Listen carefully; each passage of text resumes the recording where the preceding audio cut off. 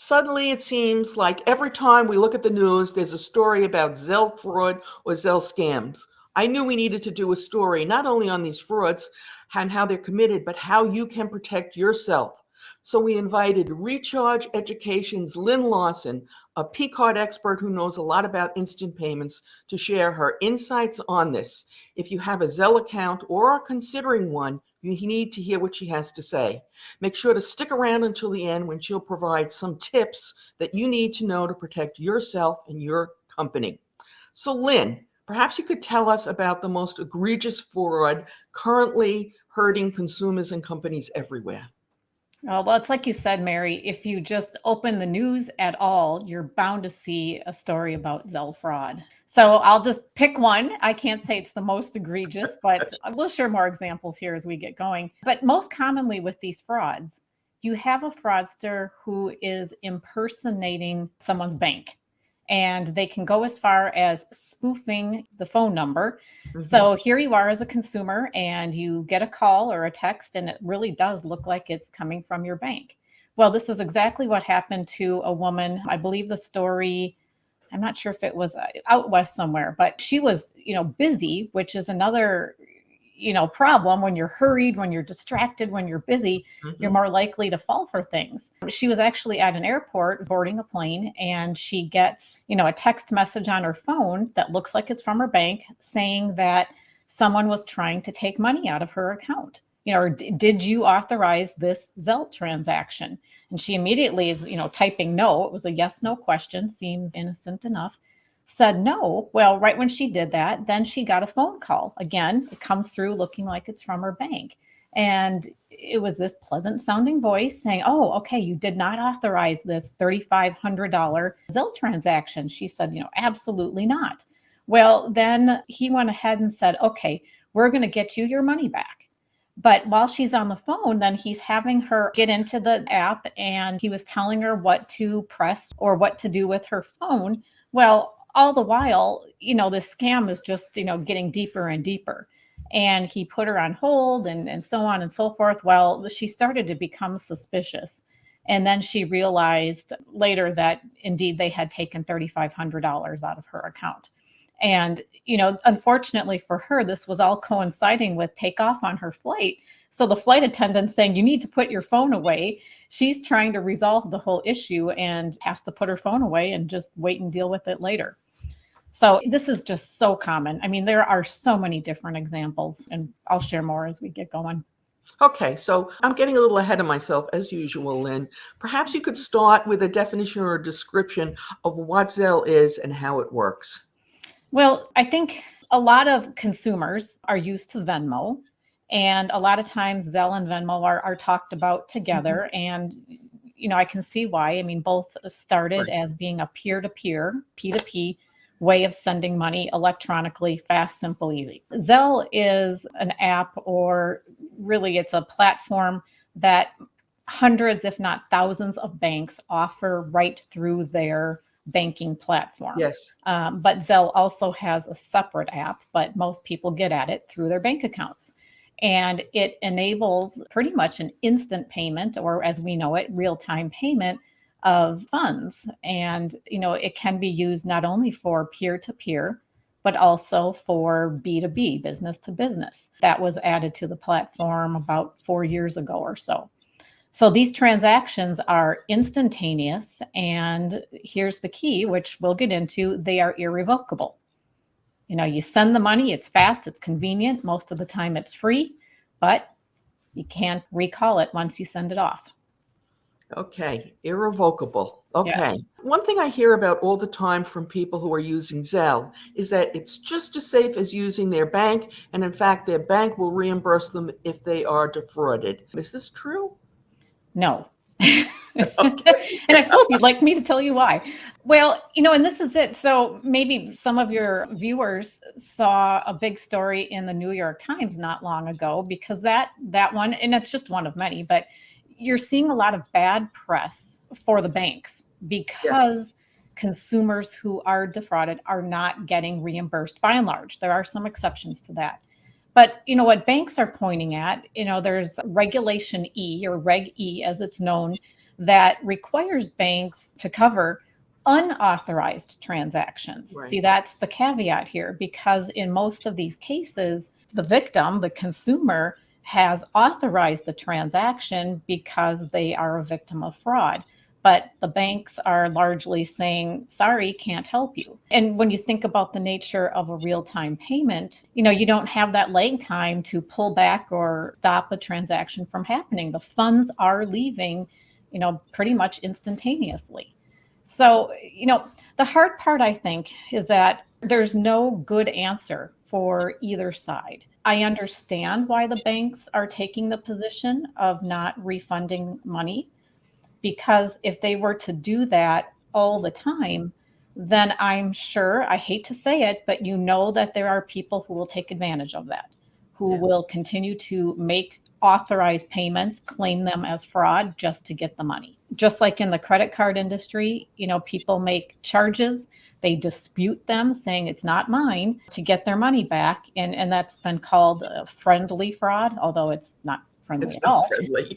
Exactly. But, so that's the trouble. But yet I also feel for the people who are falling prey to these scams and to the fraudsters. And so what's the answer there? And we can talk more, a little later.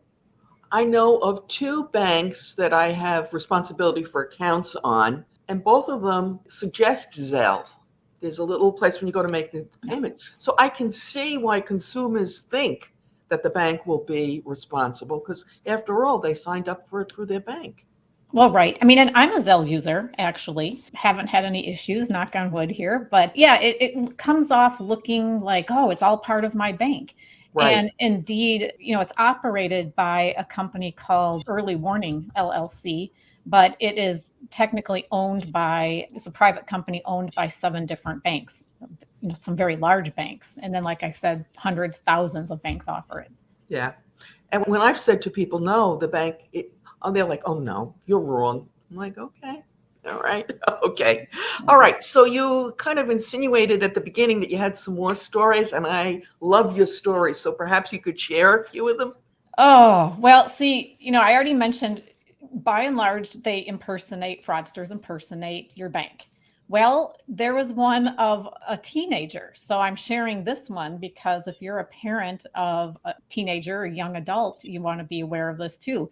There was a young man who, I think it was the news media made up the story, called it was like a sugar baby or sugar daddy type of story. I hate to say that, but he was approached. I'll spare you the details, but it was one of these too good to be true. They said, hey, we're going to send you some checks. We're going to send you money via check, and go ahead and deposit those into your account. And then we need you to use Zelle to send most of the money wherever it was going. But then you, young man, can keep $500. So which was a lot of money to him, probably. Well, absolutely, to a lot of people. So he does exactly what they said, and he's feeling really good. And I'm sure they were sweet talking him or whatever the case was. And then, of course, with checks, you can pull them back or cancel them. And that's exactly what happened. Or they bounce. Well, that's just it. So, he thought it was all good and done, had cashed them, deposited them. No. In fact, they pulled them back, and, he lost $500 as a result. And this is where, too, the parents said, hey, my name is on the account, too. And why wasn't I involved with notification? But it's a lesson where if you have that arrangement, make sure you understand who's listed as the primary and what controls may be in place. Because this young man, I believe, was the primary account holder and his parent was, just sort of a secondary, he was taking action, and the bank just said, okay, he's managing his account. So that's one. There was another one. And this is where you get more outside pieces. She got a fake email. Well, she didn't know it was fake, but it appeared to be from Amazon saying that she would be charged more than $1,000 for a new iPhone. And she thought, I get them all the time. Oh, I know. I mean, I could share my own fraudulent attempts, coming my way too. And of course, she's like, I didn't order an iPhone. And so she made the mistake of calling the phone number listed in the email, which I know a lot of your listeners will say, no, don't do it. But Don't do that. Exactly, that's what she did. And, then in the midst of trying to resolve this issue, she started to screen share with the fraudster, but she didn't know it was the fraudster. And long story short, she had gone into her bank account to see if the money was already taken. And, again, long story short, they had taken money out and they were using Zelle to send money from her account to various people. Yeah.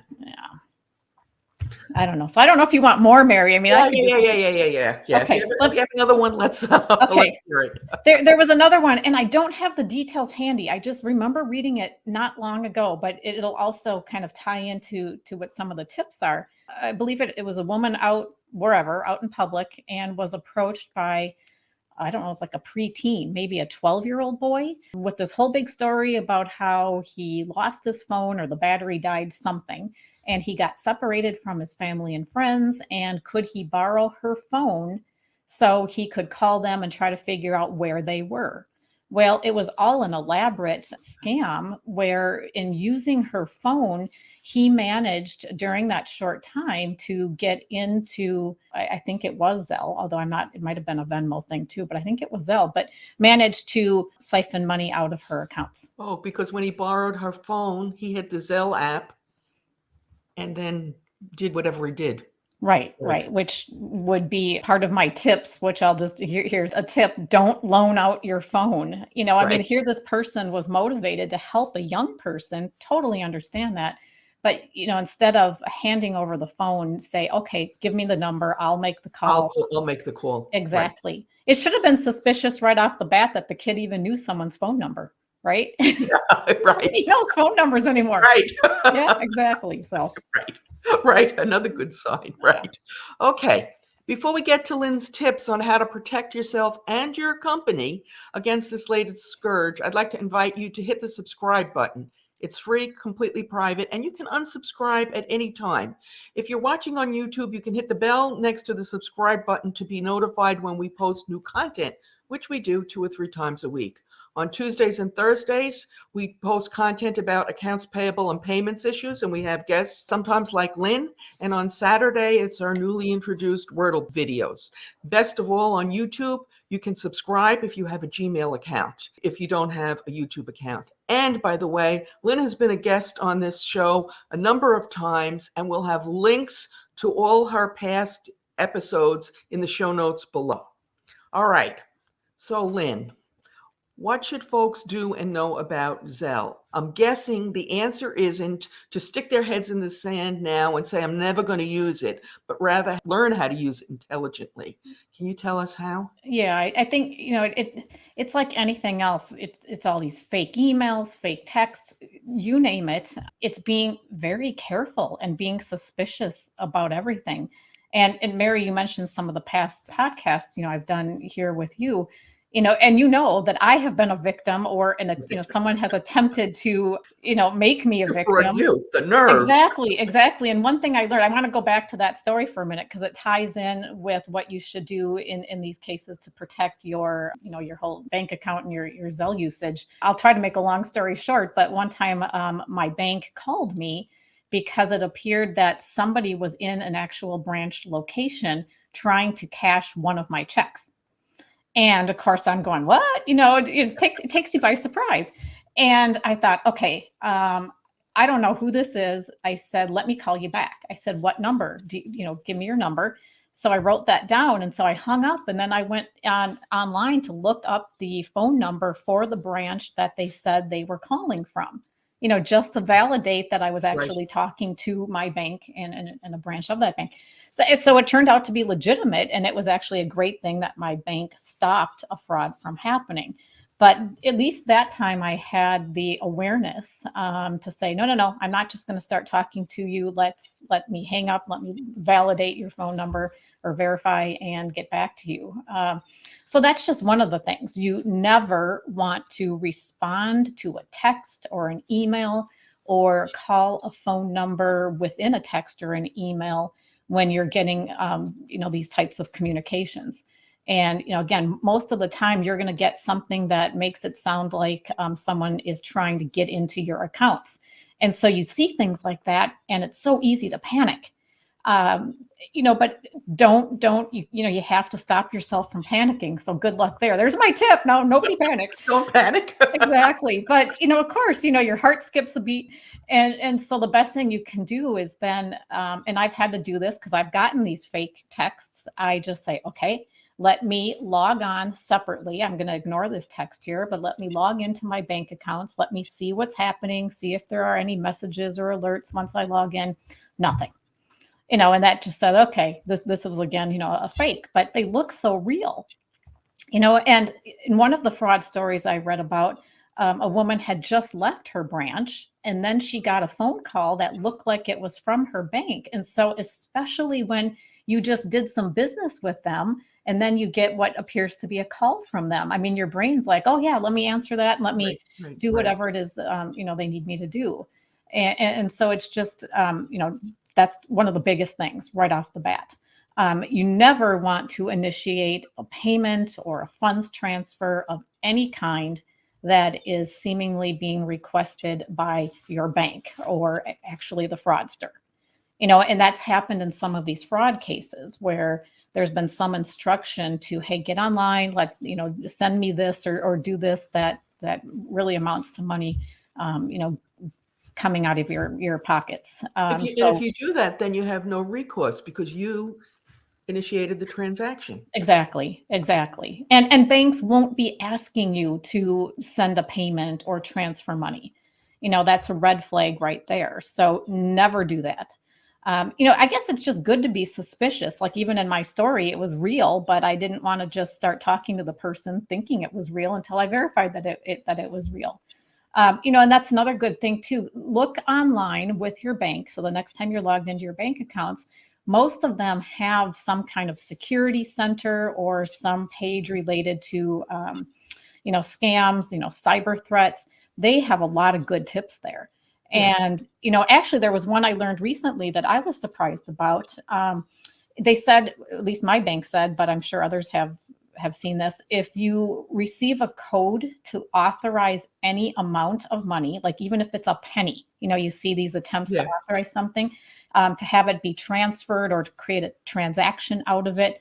And if you didn't initiate it, don't enter the code that it's telling you to enter to make this transaction.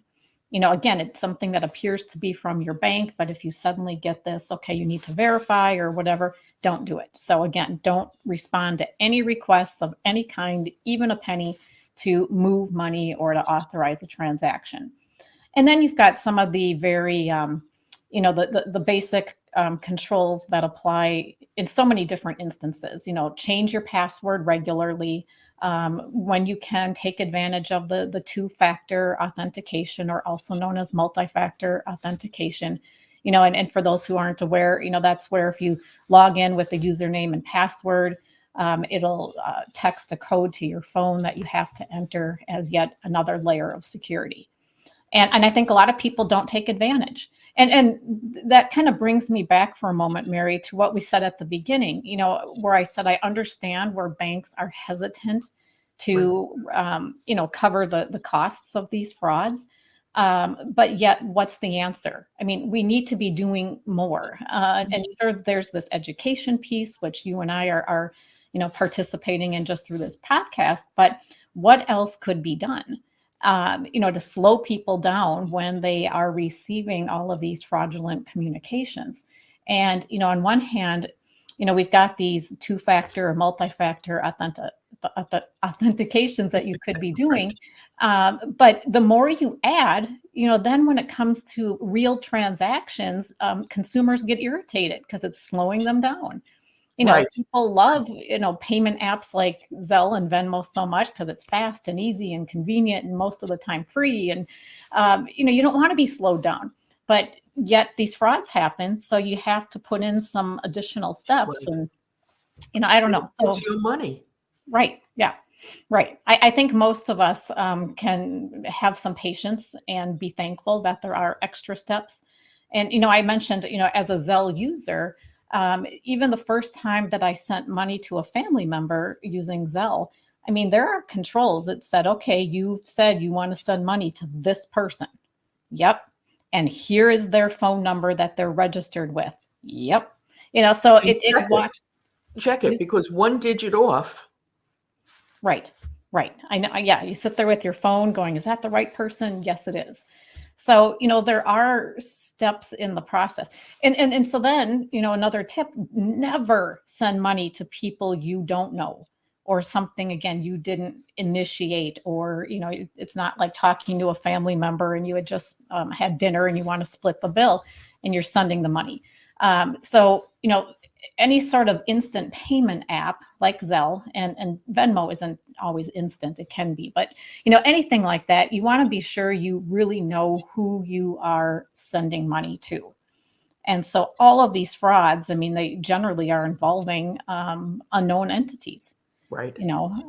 Or I think even getting back to that first fraud that I mentioned, or one of them. Now they're all getting muddled in my brain, but I know. in one case, it wasn't even someone's trying to access your account, act now. It was, hey, we've got this fraud protection that you can apply to your account. So sometimes it isn't the true panic moment of someone's, knocking at the door of your account, but it's, hey, let's get your account set up to be better protected.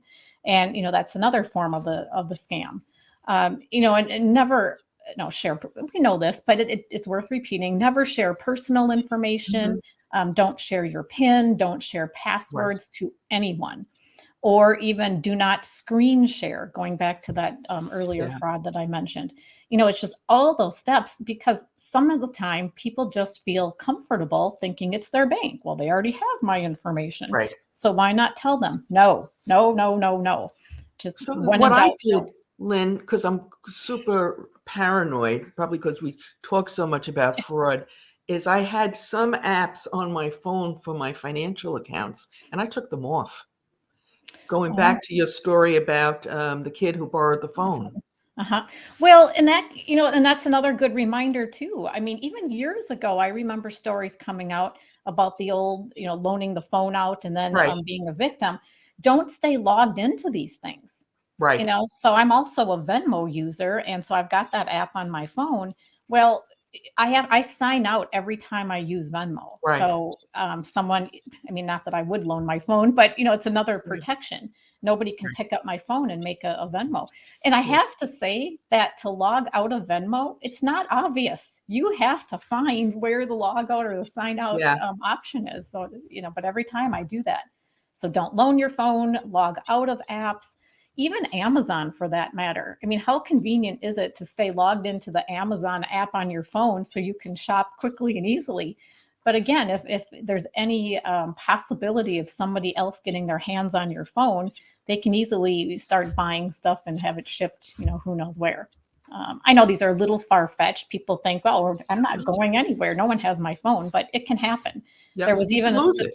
Well, right. Well, there was even a story of a man who was hospitalized for COVID, got his phone stolen or someone tampered with it. It was another Zelle fraud. They got into his digital wallet and was able to do a bunch of commit a bunch of crimes. So if you log out every time and you have to log in, you don't forget your password. And we just won't discuss that issue. Well, I know. And I've heard far too many stories, even to this day, where people saying, well, my password is password 1. Oh, they make me change it. I make it password 2, password 3. They follow some naming convention where they're really not changing their password. But you do want to change your passwords, take advantage of these extra steps, and for that matter, any sort of alerts that your bank has.